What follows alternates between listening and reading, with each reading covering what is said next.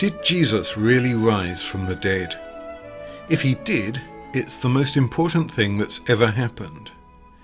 But many people today think that what we know about the world scientifically rules out any possibility that he did. We don't even need to think about whether the historical evidence is any good. So is it scientifically impossible that Jesus rose from the dead? One of the main things that we have to realise when we're thinking about history is that history and science are similar in some ways and very different in others. The whole point about science is that science studies what can be repeated. I was listening to a radio programme just this morning where somebody said, well, the great thing about these experiments is that in principle we can repeat them, so we can get a firm and sure take on what's actually the case. He was talking about medical experiments. The point about history is that nothing is ever quite the same again. You can't, as somebody said, step into the same river twice. The water has flowed on. Things are different now. If Julius Caesar had crossed the Rubicon a second time, it wouldn't have meant the same as when he crossed it the first time. In fact, he only did it once, and so on and so on. So in history, we're always talking about things which can't, in fact, be repeated, so that the historian always has to be prepared to say, well, this may not have happened before, it may never happen again, but it's possible that something did happen. When the first space flight took place, when the first man walked on the moon, that had never happened before. Until recently it would have been completely unthinkable, but we know that in fact it did happen. Science proves that dead critters stay dead apart from the intervention of God. But science doesn't say anything pertaining to whether God, if he exists and wanted to raise Jesus, could indeed do so. The illustration that I give is for my son, say he's 3 years old. If 100 billion people try to walk across a lukewarm swimming pool and they all sink, the chances of my son walking across that lukewarm swimming pool is not 100 billion to 1. If I'm there holding his hands and walking along the side of the pool and holding his weight up as he walks on water along the swimming pool, well, then the chances of him walking on water are virtually 100%. And 100 billion people being unable to do that says nothing about whether my son could do it. Now maybe you'd respond and say, well, yeah, but you were an external agent who assisted him, so that's cheating. Well, precisely.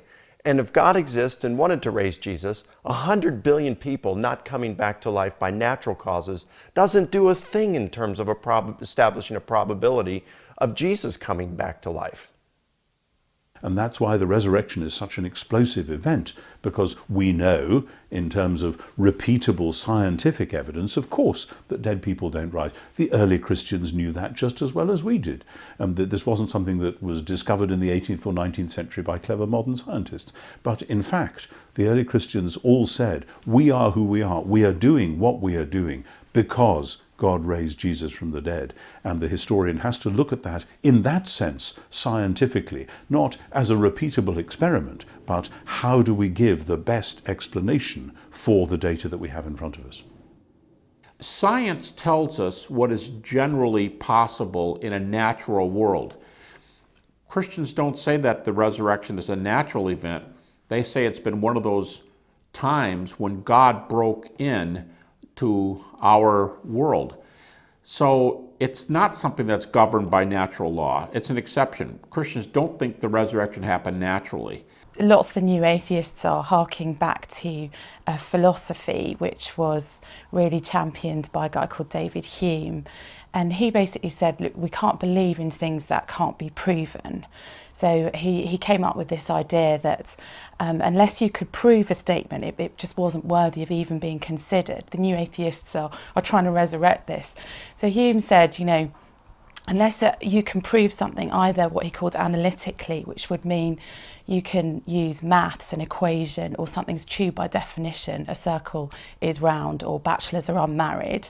So unless you can come up with an analytical proof or an empirical proof, so a repeatable scientific experiment to prove something. So, you know, my filling is gold. We can go into a laboratory and test whether what I say is true. So unless something is analytically verifiable, provable, or empirically verifiable, we can't even discuss it. It's not capable of being true. People say, well, you know, the resurrection of Jesus from the dead, it's not true by definition.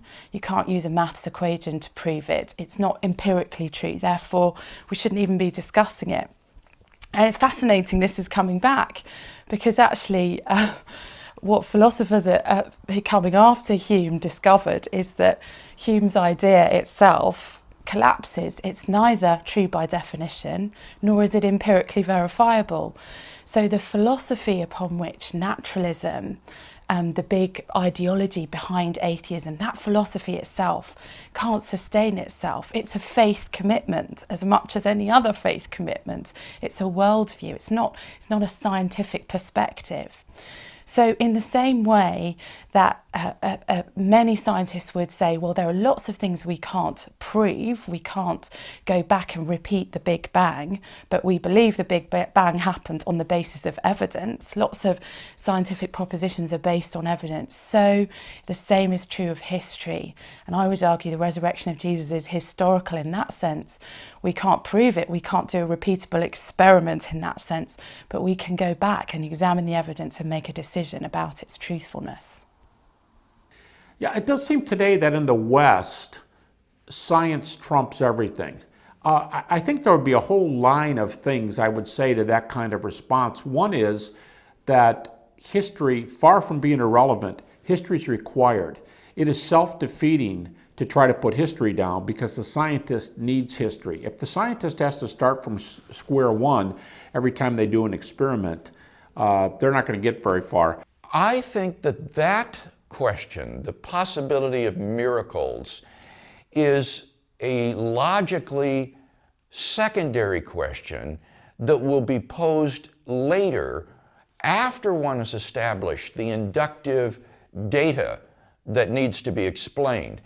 The question of miracles only arises when one seeks for the best explanation of the inductive database or the facts to be explained.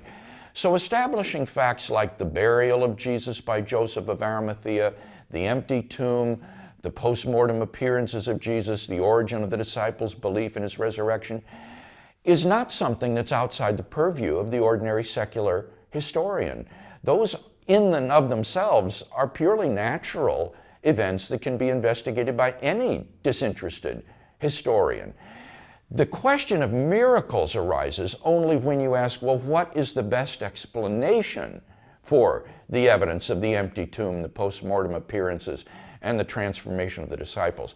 And that's when one then will encounter the question of whether or not it's legitimate to infer a miraculous explanation. But that's a secondary issue. The first issue that needs to be dealt with is establishing what are the facts to be explained.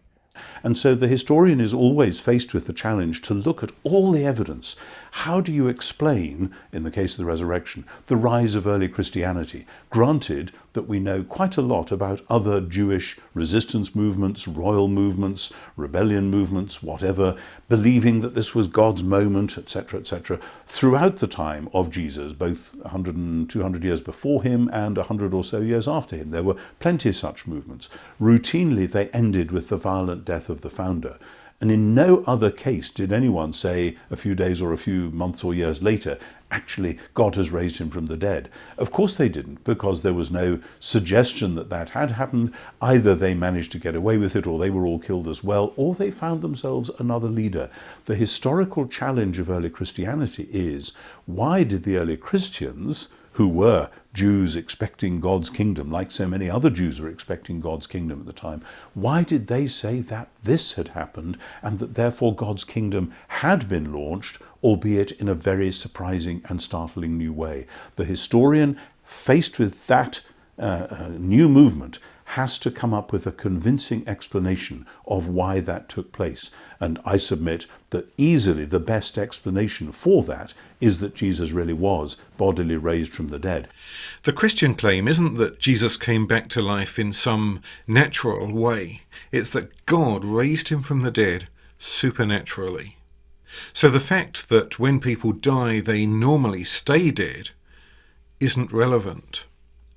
To reject the evidence that Jesus rose because we've decided in advance that it's impossible isn't a decision based on facts.